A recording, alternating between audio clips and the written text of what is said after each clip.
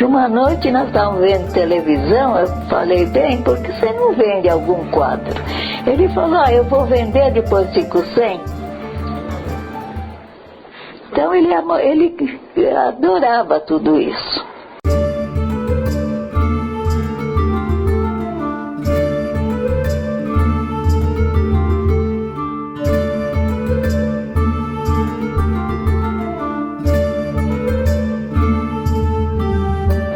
O artista em questão era meu pai, o nome dele era Marrei Luiz Pérez, meu nome é Marrei Luiz Pérez Júnior. Ele foi contador e advogado, então ele nunca viveu da arte, ele fazia as obras porque adorava pintar, adorava desenhar, adorava toda a expressão de arte, né? A vida dele inteira foi uma dicotomia, assim. De dia ele trabalhava, chegava em casa às 6, 7 horas, punha o jaleco e ficava pintando até meia-noite, 1h da manhã, todo o santo dia. Eu não me lembro assim de um dia, enquanto ele esteve vivo, enquanto eu tinha contato com ele, não me lembro de um dia em que ele não mexeu em alguma obra de arte, né? Teve uma produção razoavelmente extensa.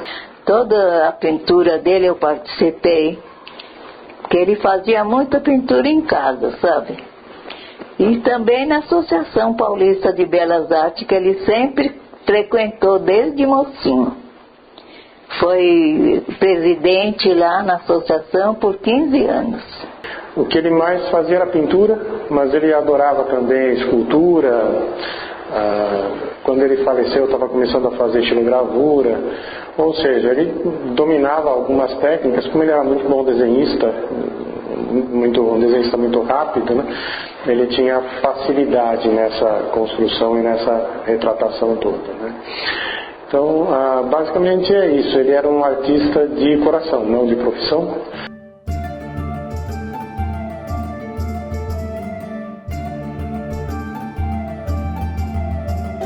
O Marrei Pérez era um artista muito múltiplo, porque não só fazia quadros, principalmente óleo, né, mas ele também fazia esculturas, fazia santos que ele dizia que eram capiras, fazia desenhos menos, e quando a gente veio para cá nós descobrimos as matrizes de estilo, mas não encontramos nenhuma reprodução, nenhuma tiragem dessas matrizes. E esse foi um trabalho que a gente fez com uma artista, que foi a Beth Lima, que ela fez a impressão para a gente, uma impressão póstuma da obra, que também foi muito interessante de conhecer esse lado do Marrei Pérez, que eu não tinha ideia, a família ainda sabia, mas eu realmente não conhecia.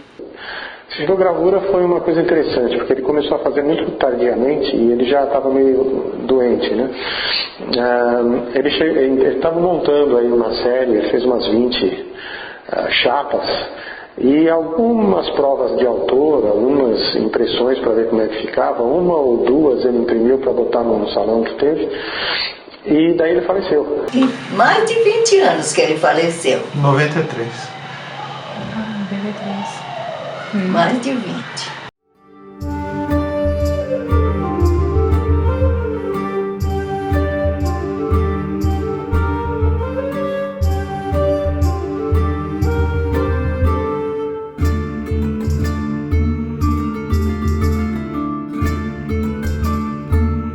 O que ele mais gostava de fazer mesmo era pintura a óleo. Eu acho que é o que mais ele se dedicava e o que valorizava. Mas ele adorava fazer exposições e participar de exposições, então tinha essa convivência mais atávica com a pintura a óleo.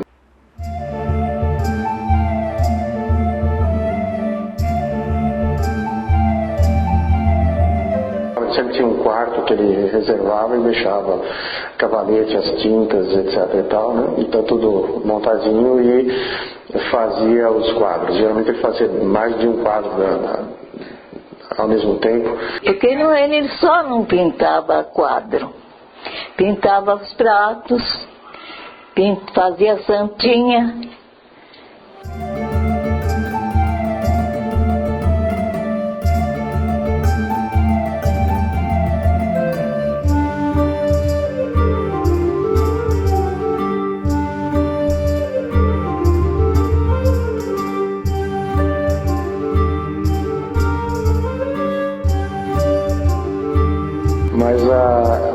influências que ele teve, né, durante essa formação foram muito dos pintores modernistas e expressionistas, impressionistas, né, do fim do século XIX, começo do século XX. Ele adorava a pintura de Modigliani, por exemplo, isso a gente consegue ver em alguns quadros dele, tem os personagens têm pescoços compridos, tem uma certa citação de Modigliani, embora o estilo seja completamente diferente. Ele tem um desenho muito mais firme do que o pessoal costumava fazer, né? Uma pincelada também muito bem definida. Ele punha cabelo verde no pessoal que ele fazia, nas mulheres, tudo. E os amigos perguntavam, mas Marrei, por que você põe cabelo verde? Ele falou, não pode. Eu ponho, eu acho que tá certo, eu quero pôr, eu ponho. Ele gostava de fazer as coisas que ele gostava, não que os outros achavam que devia fazer. Então por isso ele tem várias fases, né? Não assim que fossem fases, né? Ao mesmo tempo que ele pintava um quadro cinza, ele pintava um quadro do Grande Parque, pintava uma cabeça, uma paisagem, ele tinha um monte de quadro que ele ia fazendo em paralelo. Eu acho que a que eu mais gosto é a fase geométrica. E mais estilizada, né? Não chega a ser cubista porque não tem uma decomposição da figura, mas é uma coisa meio inspirada no cubismo com um caráter figurativo, porém de estética geométrica, né? Teve a fase de flores, que foi muito importante, e ela se desenvolveu com muito mais força no período que ele comprou a casa do Embu, que foi nos anos 80, porque lá tinha muitas flores, principalmente girassóis, que é uma das coisas que ele desenhou bastante também. Ele teve toda uma fase em que ele pintou motivos coloridos em fundo cinza, porque ele queria montar uma exposição com esse motivo. Ele realmente a fez lá no Centro Cultural no Embu, em São Paulo. Ficou uma exposição muito bonita, foi uma série que fez bastante sucesso. E como os quadros são cinzas e de repente sai uma flor de dentro das pedras, ou o céu é cinza, sempre tem um piso árido com pedras, mas sempre sai um colorido do meio. Então a gente acha que é muito em função do momento político que a gente vivia nos anos 70, né? De ditadura militar, de dureza, mas onde ele sempre via uma luz no final do túnel, né?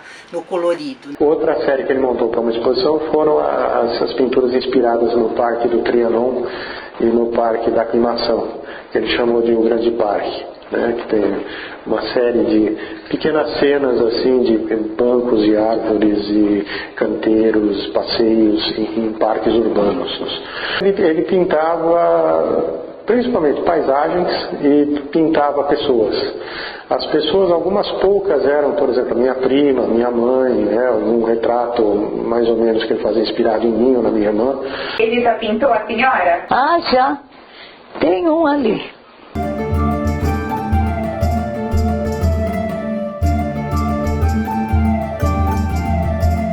Eu gosto de todos, viu? Todos, não tem uma preferência por esse ou por aquele, não.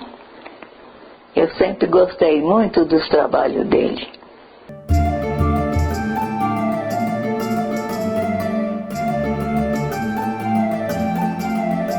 A galeria foi montada em 2008 com o objetivo da gente mostrar a obra do Marrei Pérez, que era meu sogro, porque ela ficou guardada durante 15 anos no próprio ateliê dele, que era lá no Embu, porque ele morreu de repente. Então, para a família lidar com o assunto foi complicado e acabou se deixando, não se fez nenhum tipo de exposição e nem se mostrou a obra dele durante esse período, né? E montou a casa, a ateliê, a galeria dele lá no Embu, né? Então tinha um espaço bom embaixo para fazer a galeria, em cima da galeria tinha a casa que eles geralmente habitavam, do lado tinha uma casinha do tipo colonial, né? Que era o ateliê dele, onde ele deixava as tintas, até tinha material para fazer moldura, tudo quanto é apetrecho necessário e suficiente para isso.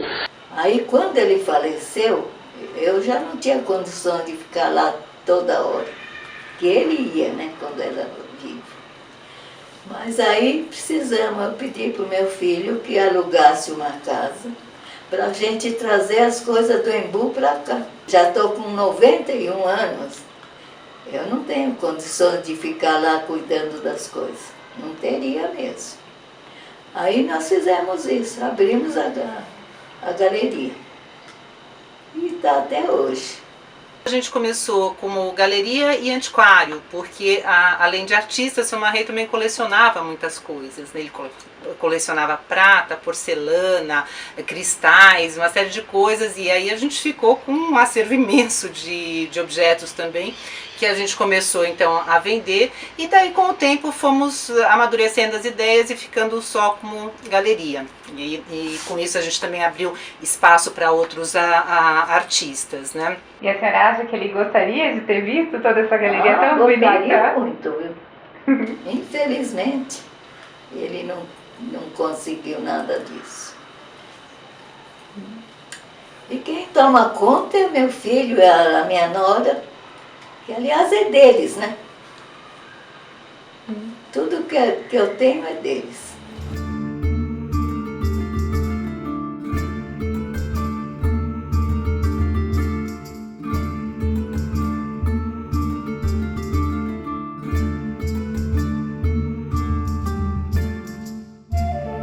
Ele ia pôr uma escola para começar a ensinar os mocinhos, né?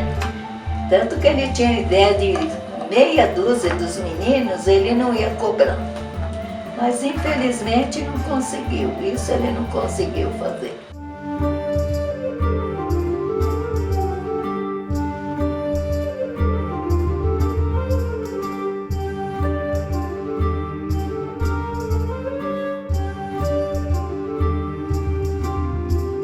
Ele era uma pessoa de opiniões fortes, ele era uma pessoa de paixões fortes, de atitudes fortes e opiniões fortes. Mas ele não é, todo mundo gostava dele, sabe? E ele também se dava muito com todo mundo. Eu só ficava ao lado dele, assim, fazendo companhia para ele pintar. Acho que a obra dele é muito importante e não podia estar guardada, ela tem que ser vista.